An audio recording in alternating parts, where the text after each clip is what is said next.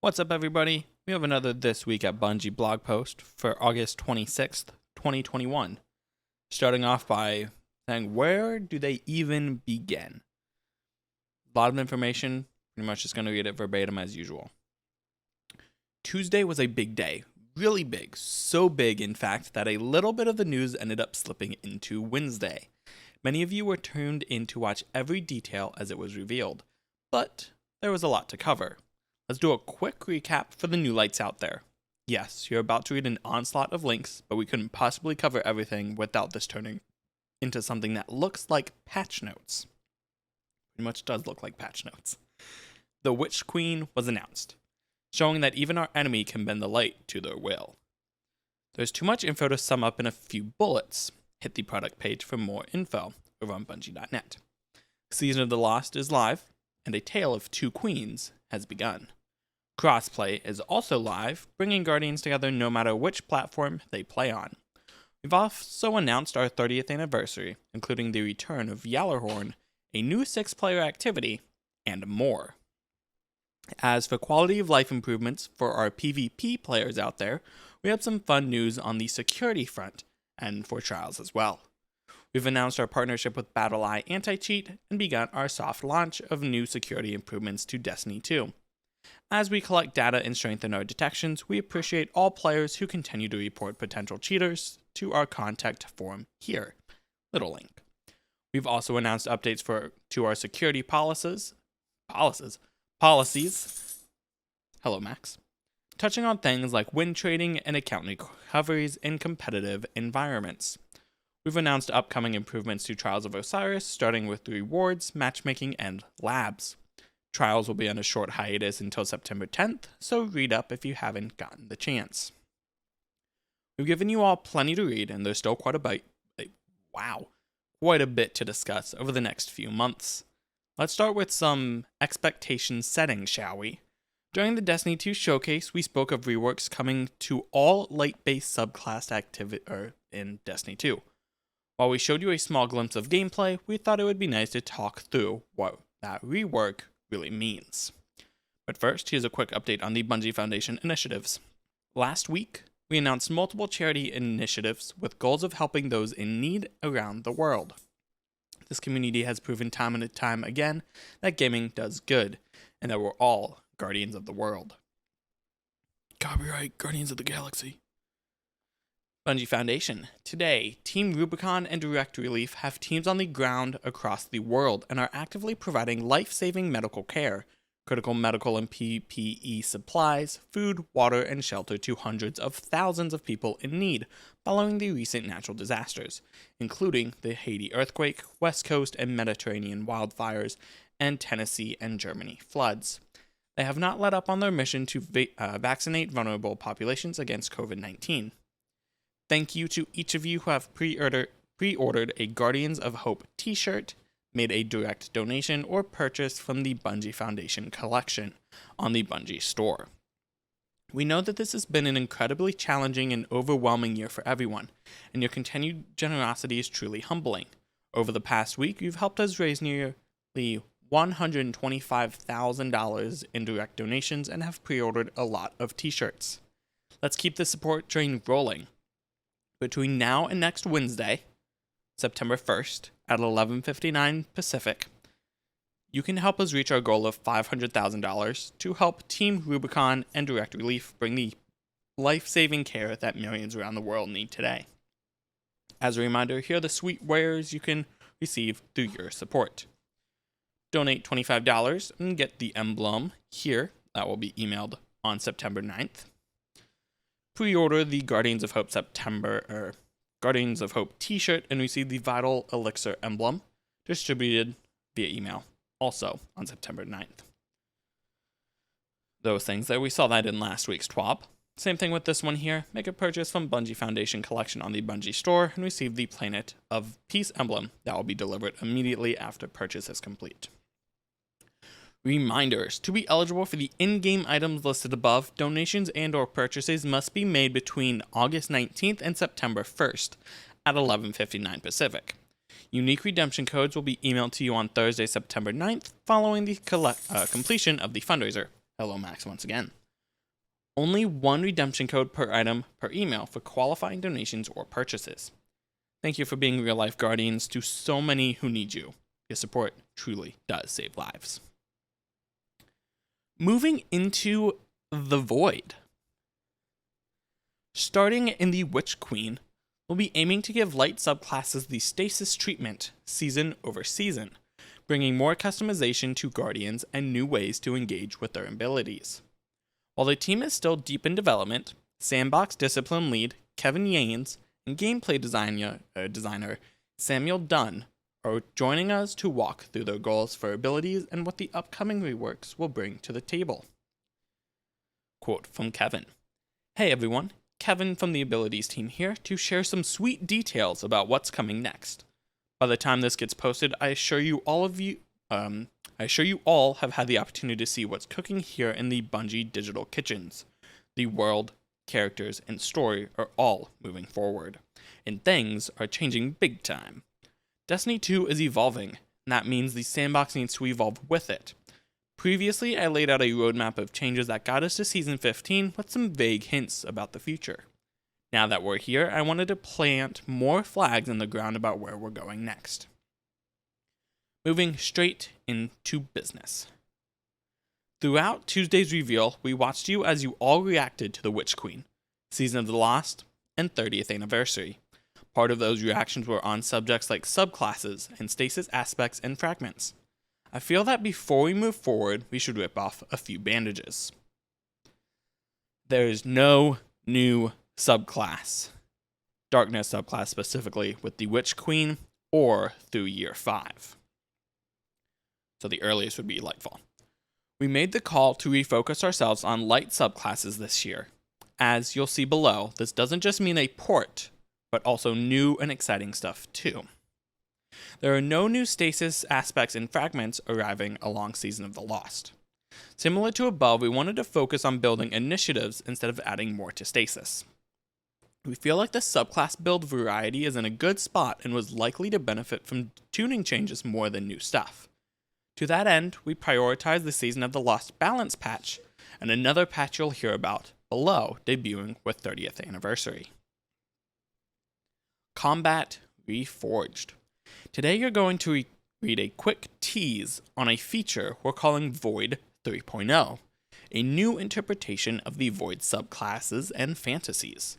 In the coming weeks, you'll hear about changes we're making to how players regenerate ability energy and how those changes are going to affect PvE and PvP with our 30th Anniversary release. A few examples of changes in the pipe. A reduction to how many one-shot kill abilities are available in the Crucible, and shifting super energy regeneration so players are rewarded for participating in combat versus waiting for a timer. Later in Year 5, we hope to share more info on an initiative the team is discussing internally right now, making ammo generation a more deterministic and consistently paced experience across all activities. I hope what I'm describing here paints a clear picture. The game is evolving for the better. Destiny 2 is a living game, and as we head into our 5th year, we're looking at how we can evolve the sandbox. You know and love to not only create exciting new experiences, but to better polish ones that haven't had much love since our launch in 2017. We've learned a lot over the years with each iteration of the sandbox, and we're hoping to apply those learnings to Year 5 and beyond. I hope you're all as excited about the future as I am. Brave New World. As you saw in our reveal event, we're going to be doing serious revamps to the existing light subclasses in Destiny 2. Our Void, Solar, and Arc subclasses and damage types have been with Destiny from the very beginning. In fact, some of the player fantasies and mechanics in Destiny 2 today are the same that debuted in Destiny 1 back in 2014. And while we've had refreshes in 2017 and 2018 with Destiny 2 and Forsaken, these subclasses have in some cases been left behind by the new power bar and build crafting goals for the game.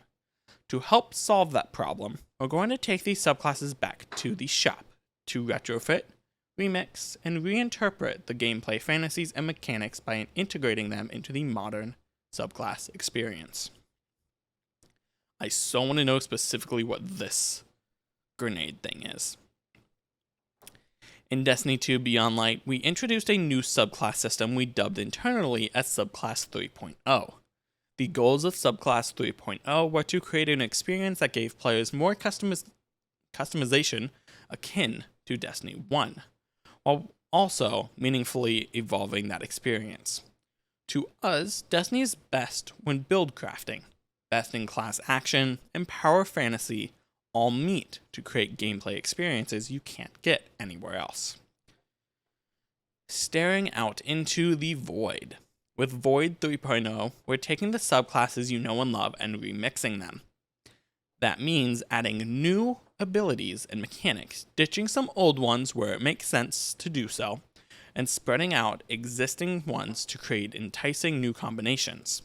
Our hope is to retain playstyles you know and love today, and to create some exciting new ones you didn't even know you wanted.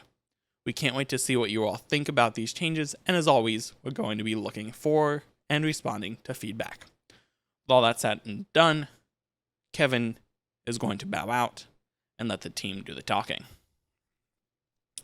Now we're moving into Sam.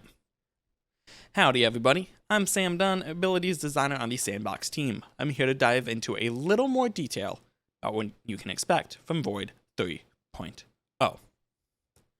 As Kevin detailed above, we're in the process of updating Void, Solar, and Arc into the new Subclass 3.0 system used by Stasis, where you can pick and choose from a selection of supers, grenades, melees, and aspects and fragments to craft cool and unique builds tailored around your playstyle. In The Witch Queen, you'll experience the first phase of the Metamorphosis as you wield the powers of Void in your fight against Savathun and her Lucent Brood. It's important to reiterate that this update will change things. Destiny 2 has evolved significantly in the 3 years since Forsaken, and we believe that the light subclasses needed a shake-up to keep pace. Much of the Void gameplay that you know and love will continue to exist, albeit in a different form. A few things won't be returning, and there are some exciting new additions we think you'll have a blast with. To paint the picture of how we're approaching Void 3.0 rework, here are the main goals. Preserve the strong existing power fantasies of Void. We want to focus on what makes the damage type fun to use and give it a cohesive identity that can be felt throughout your subclass, while also adding sweet new toys that feel like a natural extension of your Void powers. Provide new and exciting build crafting possibilities through the combination of aspects and fragments. We want you to not only be able to craft similar playstyles to the old subclass diamonds using the new system, but also to explore a bunch of new ways that your Void abilities can work together with your armor and weapons. Set up a framework for systematic integration of the damage type into the rest of the game. We believe that the Stasis subclass was very successful in providing a set of shared combat behaviors or verbs that can interact with each other and with other game elements in the game. With Void, we want to double down on this effort and reorganize these subclasses in a similar way, and we're planning to continue this with Solar and Arc going forward. Say the key word. With the Void 3.0 update, we're defining a set of core keywords that will be used by the various perks and abilities with each Void subclass, akin to the slow, freeze, and shatter verbs used by Stasis. Each class will specialize in a few of these verbs, but it will also be possible to dabble in the rest by coordinating with your fire team or with certain combinations of abilities and fragments. Additionally, these verbs will appear in other places outside of the subclass screen: weapon perks, exotic armor, and mods from your seasonal artifact. And we intend to continue expanding that list as we move forward. We believe that these systematic interactions between your abilities and your gear are the core of the best Destiny build crafting game. So, within the Void, there are 3 negative status effects that you'll be applying to enemies. First, suppression. The target is knocked out of any active abilities and cannot activate any abilities, movement modes, as long as suppression persists. Affected enemy AI combatants cannot shoot their weapons. Weaken. The target takes increased damage and has their movement slowed. Enemy AI combatants fire their weapons with decreased accuracy. And lastly, Volatile. The target is afflicted with unstable void energy and will explode upon taking additional damage or on death. And 3 positive effects that you'll be applying to yourself and allies. Void over Shield. A protective barrier of void light which reduces damage taken from combatants. 2. Invisibility. You vanish from sight and do not appear on enemy radar. And Devour. You feast on the energy of your foes. Kills restore you to full health, grant grenade energy, and extend Devour. So all 3. So Suppression, Warlocks can have. Invisibility, Warlocks and Titans can have. Devour, Hunters and Titans can have. Very interesting move there. See how that all plays out.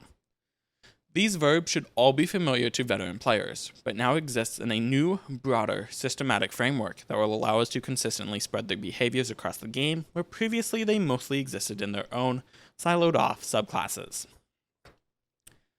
Old dogs and some new tricks. To close this section out, here's a preview of some of the new and updated abilities that you'll be able to play around with once Void 3.0 drops. So, starting off with Hunter. Specifically Night Stalker, Shadow Shot, Mobius Quiver, Super. Fire 2 volleys of 3 void arrows in a cone which seek out enemies and spawn void anchors on impact. Shadow Shot makes tethered enemies volatile and deals increased damage to tethered targets. One of the main usability pain points of the current iteration of Mobius Quiver is having to press the super input a whole bunch of times to fire each arrow individually, which is cumbersome and takes a lot of time, and often results in the player drifting somewhere they didn't intend to be, off the side of a cliff as a totally hypothetical example. I feel like that's happened to GMG quite a bit.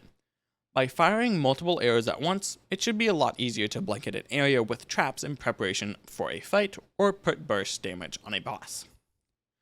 So it seems like this is going to work very, very similar to the Blade Barrage as well as the Silence and Squall Super, where you go up, you do the things quick, the 2, and then you back down. And then get a look at their first aspect, which is Stylish Executioner. Defeating a weakened, suppressed, or volatile target grants invisibility and true sight.